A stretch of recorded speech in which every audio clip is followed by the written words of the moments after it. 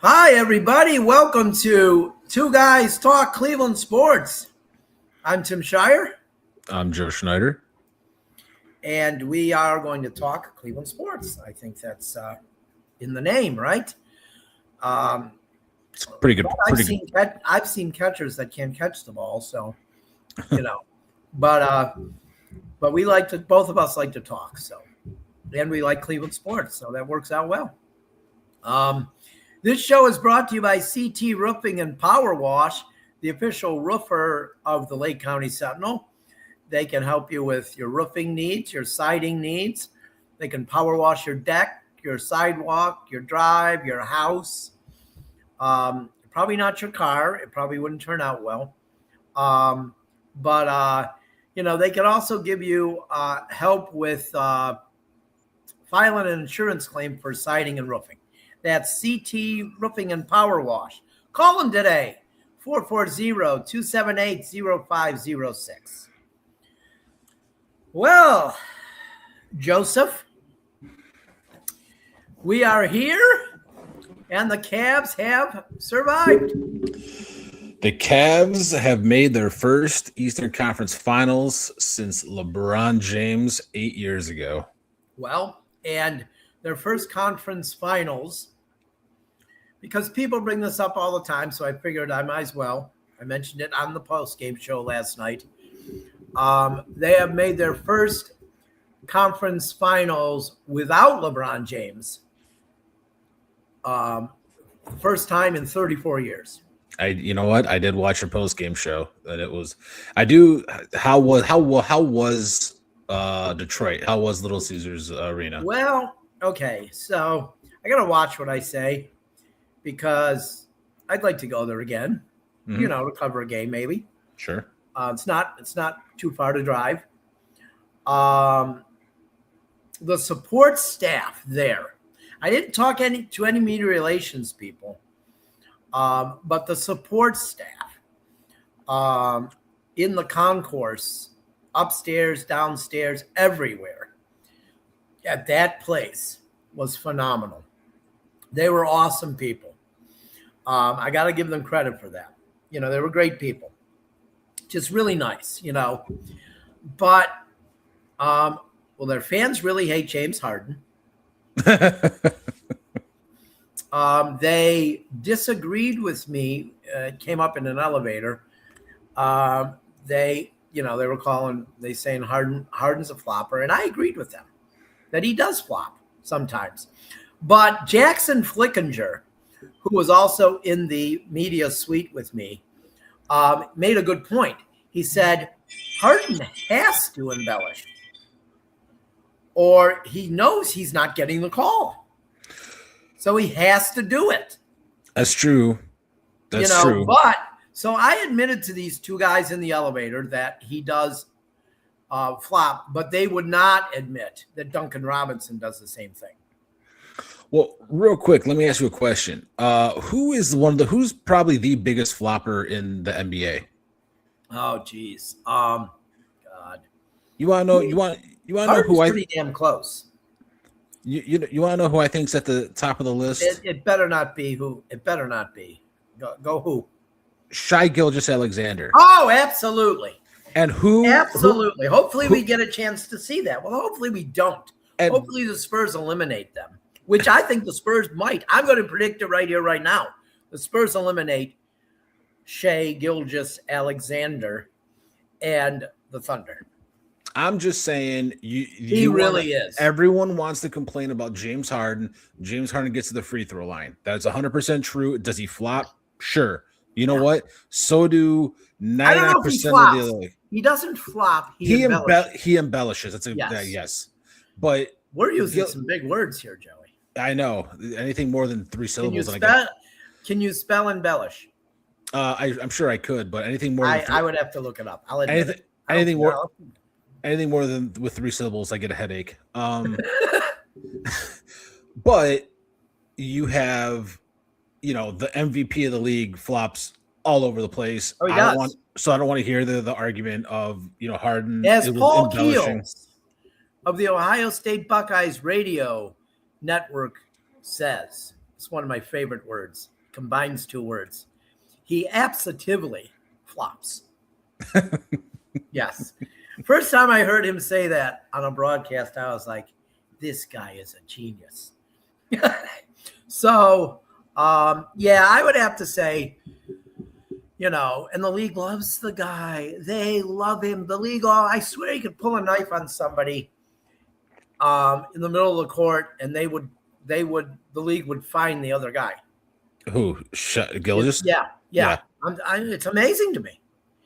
And but I mean, he's a good player. Don't get me wrong. He is definitely scores are from fouls where no one touched him.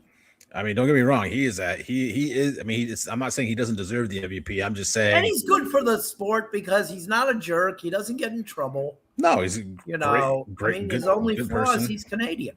But so getting back to the Little Caesars Arena, it's really nice, Joey. That's good. It's really nice. That's good to hear. I don't want to say it's nicer than another arena, but it's really nice. It's a really nice arena. I just got to say it. And it was great to see Cavs fans there. Lots of Cavs fans. At halftime, I took my break. I took a break from the media room because I wanted to walk around a little bit. And we were on like a catwalk. Believe it or not, there were people higher than us. Oh, wow. Yeah. And the catwalk is like in front of some of these seats. And so I see two Cavs fans, a dad and a son. And I give them a thumbs up. And the kid was like, he must have thought it was like something because the kid got so excited.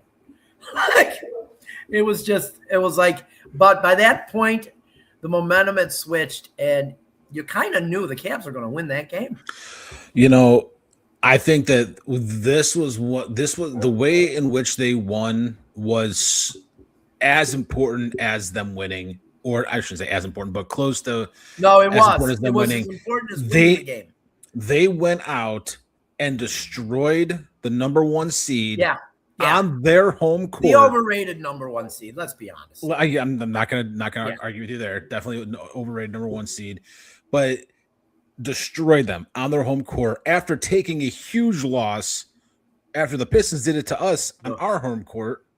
Yeah, that loss in game 6 was whew. But what this shows is they're ready, they're mentally there, and I guess the lights are not too bright this year for I guess not. Jared Allen and crew. I got my little script written out for my talk about yesterday and then what's ahead, so I'm going to do it. So I spent a little time here doing this, so I just want to go over it. The Knicks are next, obviously we know that. Mm-hmm. And the pressure's all on the Knicks. It is. No one is giving the Cavs a chance at all. The national media. No, they're not. They're not, And so that's why I think they're gonna win the series. Actually, I really believe they're going to win this series. I watched the game last night on Prime, and the hosts are Blake Griffin, Dirk Nowitzki, Steve Nash, and Udonis Haslem. Yeah, they were great. They when they were talking about the Cavs, they were fair with with the Knicks and how great they've been playing. But they said the Cavs, they think they could steal one of the first 2 games away, and they have to. That's what I was going to say too. They got to go up there and steal one of those first 2. But I mean, they were very fair. I mean, they talked about how they can win. Well, Steve Nash actually didn't say they were god awful. No, because he totally ripped them the entire series with the Raptors, and I feel that was a little bit Canadian bias there. That's possible. Because he took the side of the Raptors at every turn. It seemed like the national media has been doing that the entire I mean, it wasn't just the Raptors. It was the Raptors. It was the Pistons. Yeah, no matter It's who the the Cavs Knicks. play. No matter who they play, Yeah. it's like the national media is 100%. You know, that's why people don't understand when you're from Cleveland and people from Cleveland say Cleveland against the world. Yeah. It's not just because we're trying to be cool. It's because it's literally how it feels. Yeah. Well, I'm not trying to be cool being a sports fan, so I don't give a shit. I know a lot of Browns fans go that way thinking they're cool, but they're not. They're they're gonna have to win one, and they're gonna have to sweep at home. Obviously, they can't afford to give one away at home. Please don't lose one at home, because I just can't stand those annoying New York fans after they win. They drive me insane. Like, oh my God, I want to go down there and just punch them in the mouth. They're so annoying. Yeah. I just wanted to make that clear. I do know a couple that are not annoying. Well, yeah, I mean, I met one yesterday. I had a whole thing with my tire. I had to get my tire changed before I went to Detroit, and the girl got me in over at Firestone in Euclid. Kelsey's her name. I know I'm saying her name wrong, but if she's watching, she's a sports fan, and so is her boyfriend. I'm sorry if I said it wrong. I'll be in probably this week to get the other tire, but she was a nice girl. She's from Queens, but she said she roots for the Cavs and Knicks, so now she's really going to have but she'll be happy no matter what, I guess.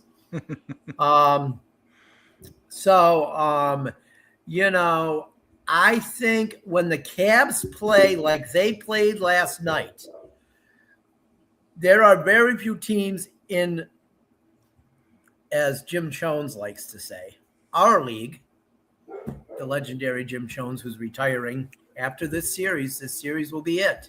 Or no, wait. No, he'll do they'll do the finals too. So the only team that can beat them, I think, I really do, when they play like they did last night, is probably Oklahoma City. So still got to play the games. Yeah. And Guardians are up 7-1 after 6. They are. I was going to mention that. It's beautiful. Yeah. We can mention them again during the Guardians segment. Mm-hmm. But so Karl Anthony Towns, Mitchell Robinson versus Jared Allen and Evan Mobley. People are focusing on that. That's a closer matchup than people think. Remember, both Towns and Robinson have a tendency of not showing up too. New York fans, they really have a love-hate relationship with Karl Anthony Towns. One day they love him. The next day they want to throw him off the Empire State Building. Yeah. So that means he doesn't show up sometimes. He has a tendency of not showing up in big games. So I think Allen has definitely put the soft narrative to rest. 100%. It's gone. It's in the past. Yep. Van Doherty was never able to do that. But Jared Allen has done it.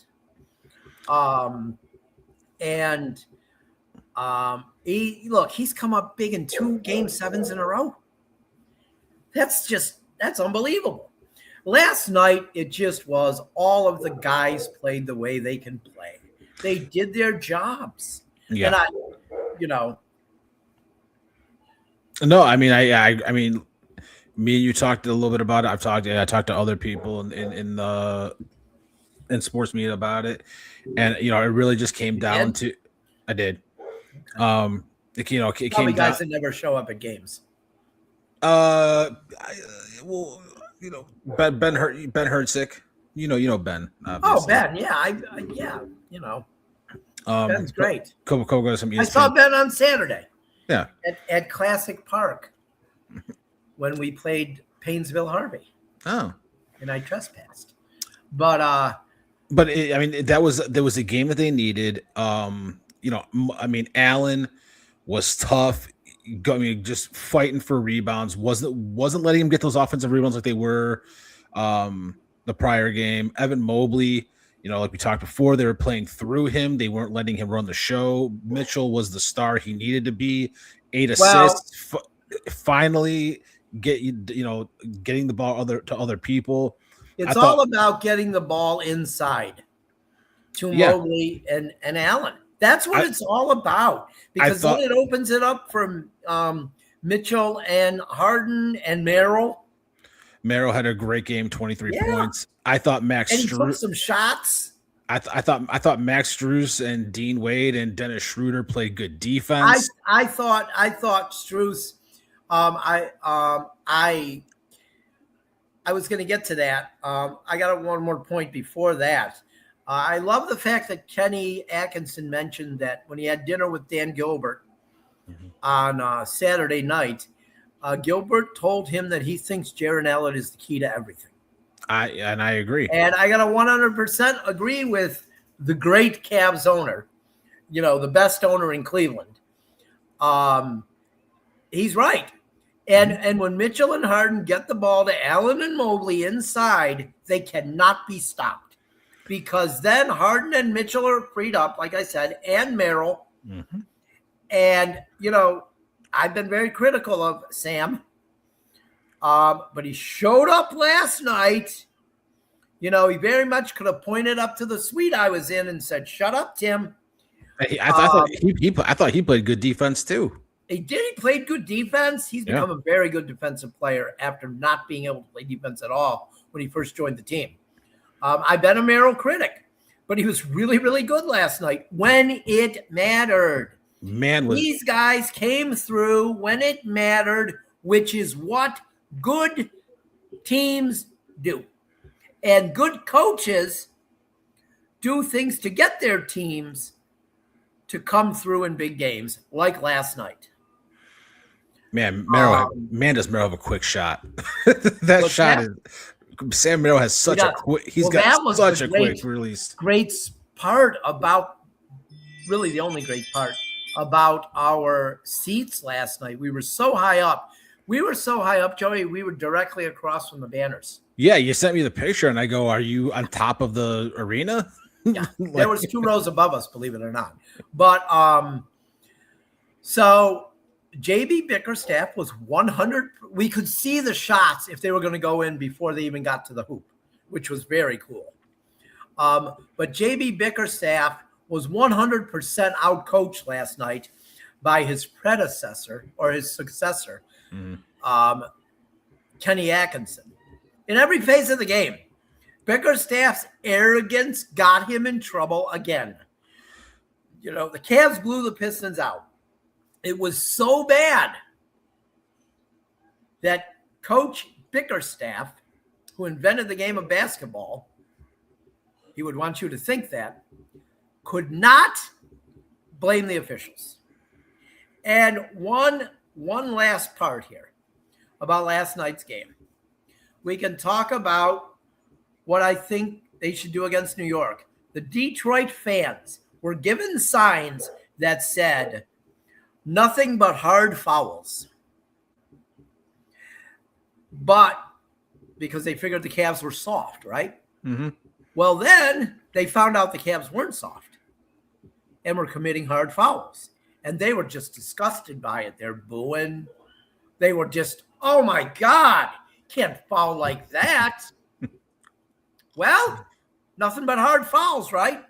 And then I lied. That wasn't one last thing. The last thing is the fact that Kenny started Max Strus last night because of his physical play, and he's got some offense. I think he needs to start him at least in game 1 against the Knicks, if not every game of that series. Yeah, I mean, and I think Dean Wade, gracefully saying, whatever you think is best. Oh, there's nobody on that team. There is nobody on that team that wouldn't say, "Okay, I'm not starting tonight." Okay. Yeah, and Dean does well. Dean still had, a fair amount of minutes, 5 points, 6 rebounds, and assists. Played great defense. Strus. Strus didn't light up the stat line, but 9 points, 3 rebounds, 2 assists, but he had 3 steals. He was aggressive. He was just aggressive on defense. And that's the difference. Only guys worry about who's starting on bad teams. On good teams, guys don't worry about who's starting because their goal is to win. Well, the fact that you have the starters that you do and the star power, Mitchell, Harden, Mobley, Allen, and then you can start Jalen Tyson, right? But you have that 5th spot where you have. Wait, to go out of the picture for a second. Now you have flexibility. You have Wade, you have Strus, you have Merrill. If you want to go small, you have Jalen Tyson. You have 4 guys that you can start in that 5th spot depending on what you need. That if you need a pick me up, if you need better defense, if you need more shooting, that they're flexible in that area. And I think that's going to be something that he's going to try and figure out with the Knicks. Yeah, he will. So we're going to move on here because it's time to go to your first place Cleveland Guardians, who are up 7-1 currently in the Motor City, where I was last night. Can I start the Guardians off with just some quick stats that I want to point out? Well, okay, yeah, go on. Let me give the record first. Go 26 and 22. They're one game up on the White Sox in the American League Central. Okay, Joey. Travis Bazana,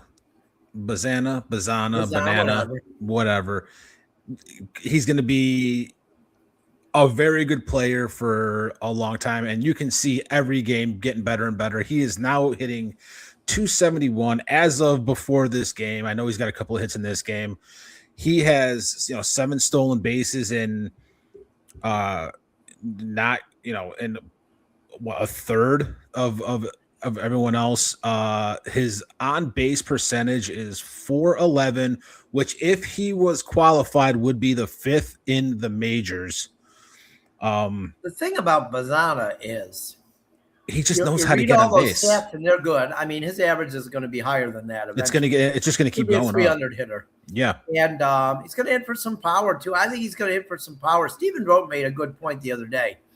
Some of the guys are starting to hit for more power. You really don't start hitting for power until you're in your 25 to 28 year range. Yeah. And none of these guys are, I think. They're close now. Some of them, like Martinez, I think he's probably 25. I think he's 20.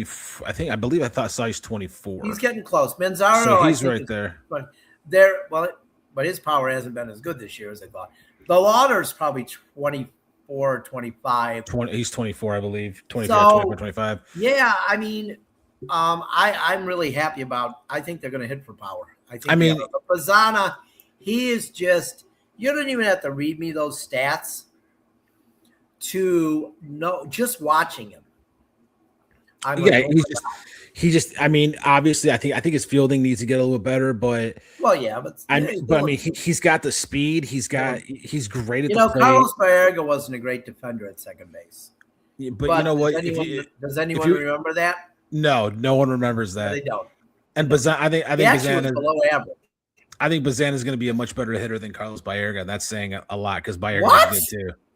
You don't think Bazana can be Baerga's stats his first 4 years? You don't think Bazana can be a better hitter than Carlos Baerga? No, in those four peak years for Baerga, I don't know if Bazana will get to those stats. He's going to be good, but those 4 peak years, 92 to 95. He was better than Rogers Hornsby. When Bazana hits his peak years, 25 to 29, you don't think he can? Yeah, we'll see. Well, you never know what could happen either. I hope he is, but he's got a long way to go to be Carlos Baerga. I'm sorry, he does. But you got DeLauder. He doesn't hurt himself like Baerga did. Baerga kind of worked himself out of baseball. DeLauder still doing amazing, hitting 282, 7 homers, 28 RBIs. Rocchio, I want to mention Rocchio after. Okay, we'll mention Rocchio after. I got a thing because I want to talk about. And then we'll talk about him a little later. The last guy is this last week, Angel Martinez, American League Player of the Week. He's hitting 266. Oh, I didn't see that. He was? Yep. Oh my God. That's beautiful. On the season, before today, did the Yankees not play last week? Right. He's hitting 266. He's got a team high 9 home runs, 24 RBIs, 8 stolen bases, 22 runs. He's doing everything on this team. And you know what? He listens and he's being coached. I wasn't sold on him. But now I think I might be sold on him. But you know who is taking him under his wing? Well, Jose.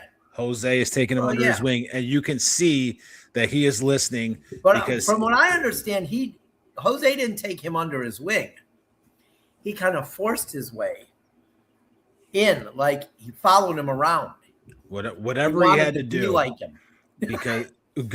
because I mean, his dad played Major League Baseball, so his dad probably told him, hey, I would I'd hang around that Ramirez guy. He's pretty good. Yeah. He might help you a little bit. And the Cleveland Guardians have the most steals in Major League Baseball. How about that, huh? I know. That's what happens when you inject that youth. But who leads the team in steals? Well, I believe the old guy. I think he is the league leader now. I know last week you kept double checking my stats. Old guy. They were all right. Well, I can't put you all. Well, it's good. I'm not going to double check you, Joey. Don't double. You know what? I got these from MLB.com. I don't want to open any more tabs. Yeah, I got these from MLB.com. Last week's broadcast was, oh my God! But you cut out more times than a surgeon has cut out appendix. But another guy, Rhys Hoskins, has been coming on as of late.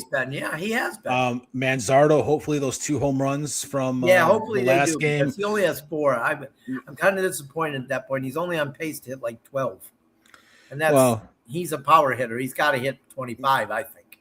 I think he'll get there, if not more. I think once you start feeling that ball coming off. Well, once it heats up too. Yeah. And you want to get to Rocchio. So, but I want to get to Rocchio at the end of another point that I want to make. Okay. So, I see people on social media, and my friend who works for the AP and I were talking about it the other day.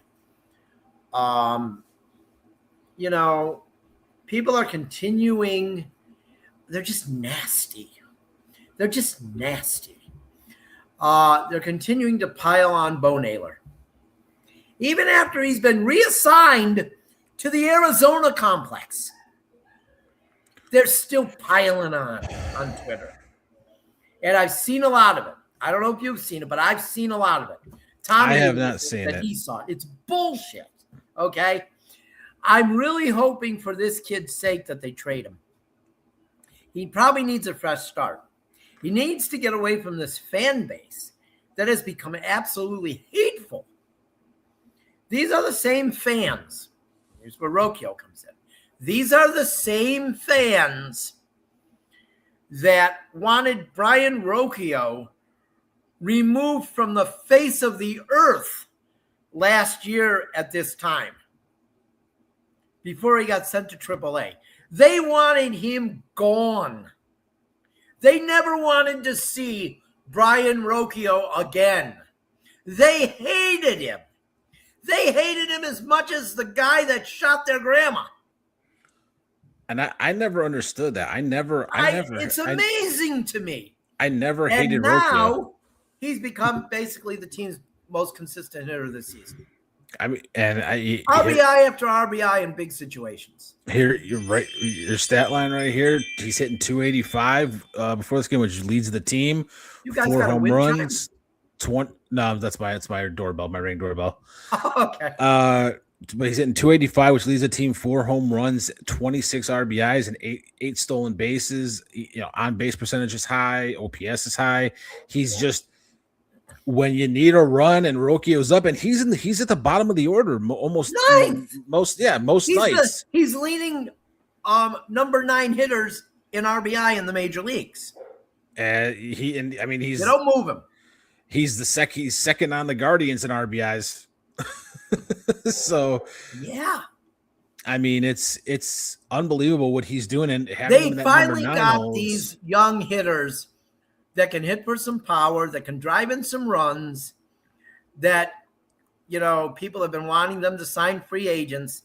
I told you in the winter, Joey, they didn't have to sign any free agents, any big name free agents like people wanted them to sign. You know the one guy. And you look know what's happening. You know the one guy I wanted them to sign. Why? Don't tell me I'm wrong. Who? Munetaki. Who? The guy, the Japanese hitter that signed with the White Sox. Christ, they never signed those guys. Well, I wanted them to. Well, why should I ask a Clevelander why they have unrealistic expectations? We'll get to that in the next. How is that unrealistic? They never signed those guys. Which I'm not saying. I'm saying I wanted them to. Oh, I didn't expect them to, but I wanted them to sign Ohtani. I feel validated in my but Ohtani. He there was like two teams he wanted to go to, but I feel validated in my suspicion. He liked playing with Jose Ramirez. Good thing that they're both kind of like. I guess that's kind of Browns fan type hope. But good thing they're both loyal to their cities, though. Yeah. Yeah. So I get it that Naylor was off to a terrible start. Yeah. He was. Mm-hmm. But lay the F off of the guy. Watch your language, young man. I'm telling you something. Yeah, that's true. I don't want to get banned on the TikTok again. So, look, lay off on him. If you people ever met Bo Naylor, you wouldn't say half the crap you say about him. Right, because he'd beat the crap out of you. Well, that's true, too. He's one of the nicest guys. He's just a nice person. Look, do we all wish he was a better baseball player at this point at the major league level? Yes. Guess who wishes that he was a better baseball player at this level right now? Oh, Bo Naylor. He doesn't need the guy behind the keyboard that didn't get out of Little League, didn't even make his high school team, to be talking crap about him. Or you know who else has been talking a lot of crap about him, Joey, on social media? Who's that? She knows everything. Not friend Mel. She is so annoying. She knows everything. She is the smartest person on the face of the friggin' earth. She is so annoying. She's good people. She's good people. She does know her stuff about baseball. She don't know as much as she thinks she knows. If she knew so much, she wouldn't rip on a guy when he has one bad game. Well, she's so reactive. She's not. If you're going to be a journalist, you can't be that reactive. Well, she's not. She's no longer a journalist. She's just a fan now. So yeah, and well, there's a good reason. But I just think these people. Do these people feel good after they rip a guy apart like that? I don't know. Like, do they feel good after they tear Bo Naylor down and basically call him every name in the book? I mean, I think that all athletes are open to criticism, but I think that doing it while a guy's already down is that. I don't understand that. I guess I grew up in a different time. Well, did we when the Cavs lost? Do you know who Donnie Moore is? No. Okay. Donnie Moore pitched for the California Angels. Donnie Moore blew the American League Championship Series in 1986. He was their closer. By the end of 1987, Donnie Moore was dead. Donnie Moore killed himself because he blew the save.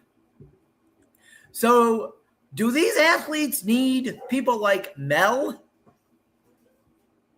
making it even worse? No, they don't. No. I see this side of sports. Being in as many locker rooms as I've been in, I see this side of sports. And I just don't think you tear people apart like this. I was in the locker room a lot with Bo Naylor when he was in the minor leagues, when he was at Lake County. Bo Naylor is a guy, he's a stand-up guy, takes responsibility, doesn't need to be ripped apart. But it really bothers me. She tore him apart the other day on Twitter. Tore him apart. Well, and he was already at the Arizona complex. What was she getting out of this? Do you think that he saw it, or that he actually cared? I don't know. What if he did see it? Well, let me ask you this question: Do we want Bo Naylor to be the next Donnie Moore? No, but let me ask you this question: She wouldn't give a shit when Mobley or Mitchell. I mean, wouldn't be her fault. You went crazy on Donovan Mitchell for having a bad game or a couple of bad games. I did. So how is he different than Bo Naylor? You know why? You know what? I know Donovan Mitchell can handle it. But you don't think Bo Naylor can handle it? He's a young guy still. He's still a young guy. Donovan Mitchell's only 30, 29. Yeah. Bo Naylor's like 24. I thought he was like 26. I don't know why I think he's older. I don't know. I just think that. I think if you're a professional athlete and you're making millions of dollars, you got to develop thick skin. Well, don't care about what anyone has to say. I also think thinking that is crappy too. So, because a guy makes a lot of money, we should be able to just tear him apart. But you're going to be the subject of scrutiny. But there's scrutiny. There's scrutiny, and then there's just tearing him apart 2 weeks after he got demoted. Why? What is the point? That would be like me. I don't know. That I can't answer. It's just stupid. Well, this is the same fan base, and it's true. These are the same people who still say shit about Baker Mayfield. 4 years later. So I guess I should understand it. But I think it's different now. And just because Baker Mayfield can handle it though. Yeah, but I think can handle it. I also think it's different because I think that when he left, there was just everyone's like, oh, he's terrible, get rid of him. And now it's almost like, he became a good quarterback and everyone. The Cleveland fan was trained to think that he was a bad guy too. By Tony Grossi, there was Mary Kay Cabot, and that whole group. There was a lot of people who thought that he was a bad guy. I know. Problem is, you don't. No one here, and that's a problem. That's the problem with. Don't even use the Buccaneer excuse. What Buccaneer excuse? That just because he's a Buccaneer. Before he was a Buccaneer, I defended him immediately. I'm saying no one knows what goes on in people's private life unless it gets reported on, obviously. Look, I talk to a guy all the time who was in that complex every day that Baker Mayfield was there. Actually, two guys. One that you know. Okay. And my friend that works for the AP. Listen, she butchered him on purpose. I'm not talking about him specifically. Locker room shit was a lie. I'm not talking about him specifically. We're talking about them assholes, and we're not even to their segment yet. Let's get back to the Guardians. Yeah. I just don't like how people are treating Bo Naylor. It's just garbage. I mean, I don't want to, and for me personally, I don't want to say out of sight, out of mind. I'm just looking at the games as they're happening, and they're playing really good baseball right now. They did start off 0-2 without him, but they recovered. Yeah, they're playing real good right now, and they were 5-1 last week. After I predicted on my Guardians Weekly that they would go 3-3, so I never get the weeks right. I think I got like 3 weeks right in 2 years. But yeah, I mean, they're just good brand of baseball. I mean, it's top to bottom. I mean, you could almost name every player and say, hey, believe it or not, he's the starter's contributed. ERA went up last week. Really? Yes, it did by 0.07. That is, yes, sir. But the bullpen continued to drop, and they are now at 4.00. The bullpen. Yes, and the team ERA is 10th in baseball, so that's really good. I think they're 9th in strikeouts, or no, 6th in strikeouts. And they're near the top in walks allowed too. They've done a good job there. So talk about a bunch of that on my Guardians Weekly earlier. But you know what's funny, Joey? What's that? Is they dropped in every offensive category last week, even though they had those games. Like, they did move up a couple spots in the home run. I was about to say. Well, I mean, and then they're already at the top in stolen bases, so maybe they just extended the lead. Yeah. So I see Angel Martinez has an RBI in 7 straight games. Yeah.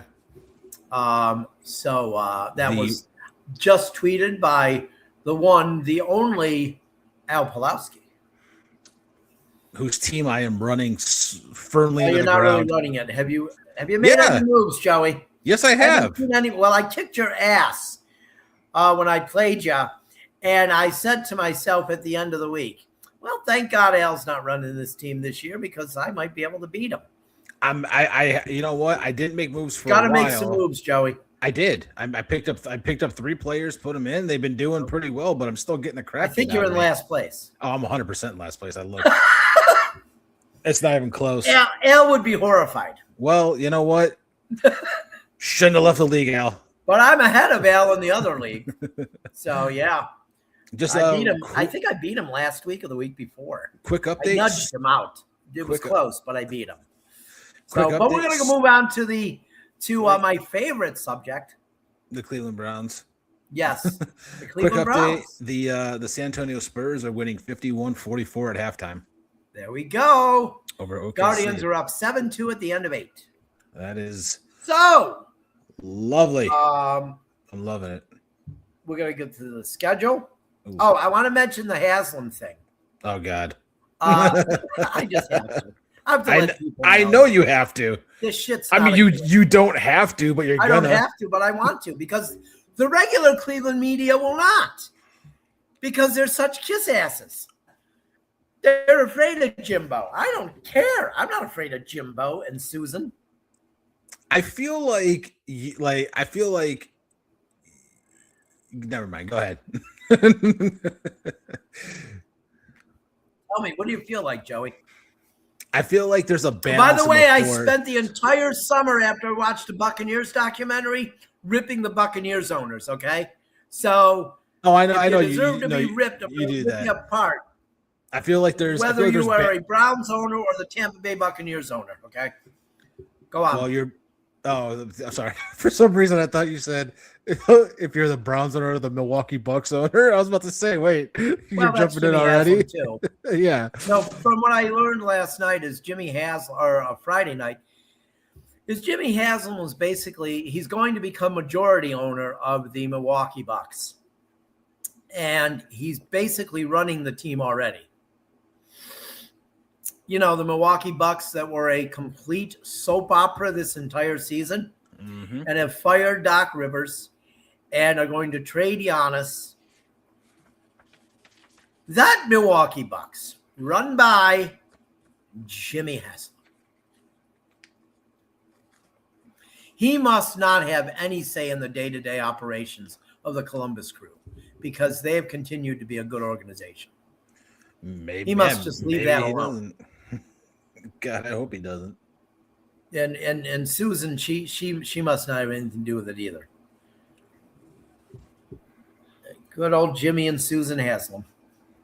But, the schedule release came out, and the same people, they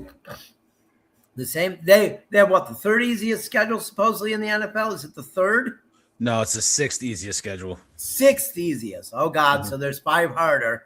Oh, okay. Well, so they have an easy schedule this year, supposedly, right? Yep. So there'll be none of that crap, because every year I hear that crap. And let me tell you something. A guy who is on the radio, who is the beat writer for the Browns for one of the local stations.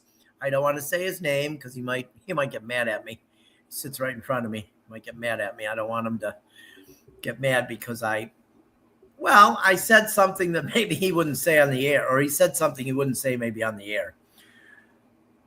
How can these people think they have a hard schedule every year when they pretty much play a last place schedule every year? So let me. Oh, is there a formula that I don't know about? No, but let me ask you a question. I think I'm not a Browns fan. I'm dumb. So go on. Let me ask you a question. Like last year, would you have thought that the Broncos or the Jaguars would have made, or the Patriots would have made that massive jump that they did? No. Right. So every year you're going to play teams. Well, I figured the Broncos would be better because Sean Payton, even though I hate him, is right. I mean, I Vrabel's a good coach. I can agree. I can agree with that. And let me tell you something. I knew the Jaguars would be better too.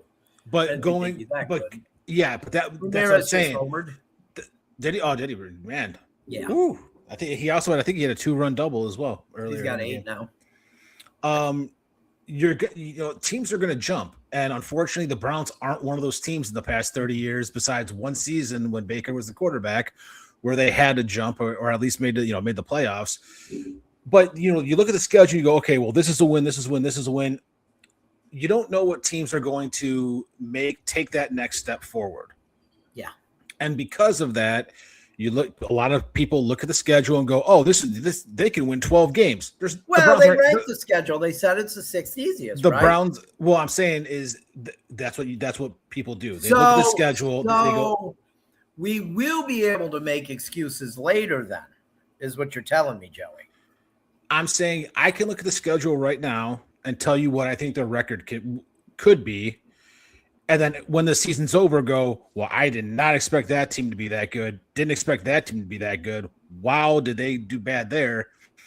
And it's not an excuse. It's kind of like there's always excuses with Browns fans. There is. It's looking at the schedule right now, seeing what they did to improve the team, and kind of just hoping that.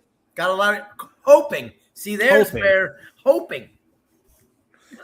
And I mean, I know where I think they're going to be at. Logic, do they? Because you can't look at the schedule and base it off of last year. Teams are going to drop. Logic will tell you that they've never been able to improve so much in 1 year. Like this one person I saw on Twitter the other day, projecting them to go 12-5. Yeah, 12-5 isn't. 12-5. 12-5 isn't in the cards, but I don't think you're gonna like my prediction very much. Well, I'm not like saying that I want them to be terrible. I'm just saying that I'm a realist, and that's what I think I can judge the Browns better than Browns fans because I've got no cards in the game. I got cards in the game one time this year. Well, actually 4 times because I want them to lose, and I believe they will lose all 4 times to the NFC South. So I guess they have 4 cards in the game. Because I do not. Don't tell me that any team in that all those teams in the NFC South are worse than the Browns because they're not. I have them beating 2 of them. Oh, let me guess.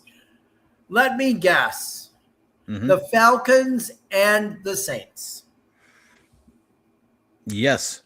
Of course. That's emotion coming into play. I don't think so. Well, the Saints are a worse franchise, right? No. There's no worse franchise in the NFL. Didn't they beat the Browns the last time they played the division? What was that, 2022? The Saints had lost 9 games in a row and came to Cleveland and beat the Browns. Okay, but by that logic, then the Browns are a better franchise than the Cincinnati Bengals. No, I'm just saying, right? though. Well, I'm just saying you can't. Why are the Saints worse than the Browns? I am not saying the Saints are worse than the Browns. Well, you said the Browns are going to beat them. I say I think the Browns can beat them. Okay. So okay, we are 10 minutes. Okay, you go game by game here. I'll give you 6 minutes here. How about week you got 1, 6 minutes, Joey, game by game, and give me your reasons. Week 1, Jacksonville Jaguars. Yeah. I have them starting the season 1-0. Okay. Week 2 at the Buccaneers. Why though? Give me a reason. You got 6 minutes. Give me a reason. Why are they going to beat a team that made the playoffs last year in the first week? Well, I think that they retooled offensive line. They have, and that takes time to gel. Judkins, I think they're going to right away. They're going to be right there. No, but I think that you're going to get that panned out. If you can't get that panned out in training camp, then they're not professionals. You got Judkins in his second year. Everybody is ready week 1, and they don't improve as the season goes on. They're ready week 1. Of course they do. But by that logic, then anyone who came to Jacksonville over they're going to need time too. Well, yeah, but they were already good for one season. Okay, the Browns were not good. No, but I think it's a game they can win. Nothing on here. Okay. We're talking about these. You're telling me what you think they're going to win. So you think, okay, week 1, week 2, go on. My prediction is based on, do I feel they can win? Not they're 100% going to win. Week 2 at the Tampa Bay Buccaneers, they're going to lose. Okay. Week 3, home. Man, my ring is going off like crazy. There were people over. What was week 3? Week 3 is the Carolina Panthers. I have them losing. I think Carolina did a lot to improve their team this season. So I got them 1-2 there. Next week is at home against the Steelers. I have them winning to be 2-2. That's week 4. Week 5 is at the Jets. I have them winning. So that's 3-2. Let's see, 3-2. So week 6 is the Ravens. And then they don't have the bye week on here. So it's not going to be bye week. You have the Ravens. That's a loss. So that is 3-3. At the Titans, that's a win. That's 4-3. At the Steelers is a loss. That's 4-4. At the Saints, I think they can win. That's 5-4. Home against the Texans, I think they can beat the Texans. That's 5. So that's 6-4. Raiders at home. I think they could beat the Raiders. That's 7-4. The number 1 pick in the draft, and he's people think he's going to be really good. I think that. But you think they'll beat them? Okay. I think they will too. I think they can. Bengals, I think, are going to be very tough this season if they stay healthy. I got them losing to the Bengals the following week, so that's 7-5. Falcons, I have them beating. Why? I did not have. You said you had them beating the Falcons, right? I did have them beating the Falcons. Yeah. Why is that? Oh, okay. Hang on. Why is that? I think that the Browns defense is going to play a huge part, and I think the rookies. Because they hate Stefanski? No, I just think that they got a really good defense, and the Falcons defense is not as good as the Browns. The game is in Cleveland, right? I believe it is. Yeah. It is in fact in Cleveland. Yes. Then I have them. Then at the New York Giants, I have them winning. No way. Oh, yep. God. Okay. And then I have them losing to. I have them losing their final 3 games, losing to Baltimore, losing at home against Indianapolis, and losing at Cincinnati against the Bengals for the second time. I think the Bengals are going to get them both times this year. So I I think the Browns can win 9 games. So no, you're predicting they're going to be 9-8. That's your prediction, 9-8. You think they're going to be 9-8? I will not do a prediction because no, that's a prediction. That's a scheduled prediction. You think they'll be 9-8? No, I think that's they could. Joey. I mean, that's That's not what I'm doing. You sound like you think it, but you don't really think it. No, I will stand by mine. You can stand by yours, but let me explain to you mine. You can't change it later. Why not? I haven't seen the team. I haven't seen right now. We're making a schedule prediction. I guess we'll do predictions the week before the season starts. I can't. This schedule prediction, you're saying they'll go 9-8. No, I'm saying they can. Of this, I see 9 games that I think that they can win. Until I see them in training camp and see how they're working as a unit, I cannot make a prediction because I'm going based on these teams from last year, the Browns getting new players. So I have no info. You're going on these teams from last year, but the Browns are going to beat a team that made the playoffs last year in the first game. I think it's a winnable game, yes. Okay. And it's in Jacksonville. It is. And, that's the excuse we're going to hear when they're 0-2. Oh, they had to play in that Florida heat the first 2 weeks. How unfair is that? The schedule maker hates the Browns. That's what we're going to hear. I mean, we might, but the Browns. I'll make a prediction. Browns fans have victim syndrome. I will make a prediction probably. Well, we're going to make a prediction the week before the week before the season on the show starts. before the season starts, and I will stick by that one. And I will stand by 100%. And I'm probably going to not change mine. What I'm going to say tonight is that's what's going to be my pick. Okay. I think they're going to be 6-11. I do. I think they're going to be 6-11. So you're saying that you don't think they improved at all? That doesn't mean I don't think they will be better. They will be in games, more than they were last year. It won't be like by the time the fourth quarter comes, you're like, oh my God, not this again. No, I think they'll play better. They'll be better. But I think they're going to be 6-11. That's just my thought. I looked that schedule over right before we came on the air, and I just think that's what they're going to be. I think they lose the first 2 weeks. I think they go 0-4 against the NFC South. I just don't think they can beat any team in that division, even though Browns fans love to say how bad that division is, because it makes them feel better, even though they would finish in last place in that division every year. They would have finished in last place last year. They would. So who are your 6 wins? Oh, I think that division's better. I don't think the Browns are going to have this easy path like people think they're going to. And I just think 6-11. That's my thought. And who are the 6? You could ask Tommy. We'll have Tommy on maybe the week of the. Who are your 6 wins? Well, I took the schedule down because I go over the schedule with me real quick again. We got a minute and a half.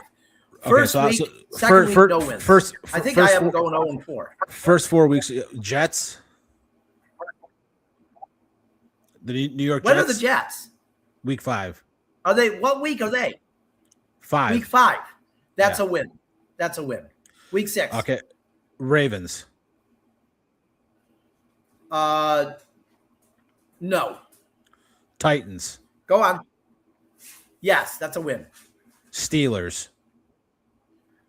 Second time they play them, they beat them. That's 3 wins. Okay, so then no on the Saints. The Texans. No. Okay, then they're bye. And then the Raiders. Win. Bengals for the first time. No.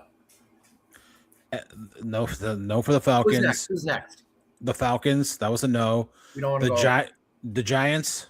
You said no. The Ravens. Yes. Okay. The Colts. No. And then the Bengals, last game of this season. Yes. Okay. That's it. That's my 6. I think they'll go 3-3 in the division. I really do. So, but that's it. We're out of time, Joey. And we will be back next week with another episode. I hope everybody has a great week. I'm Tim Shirer. I'm Joey Schneider. And I'll see you next week.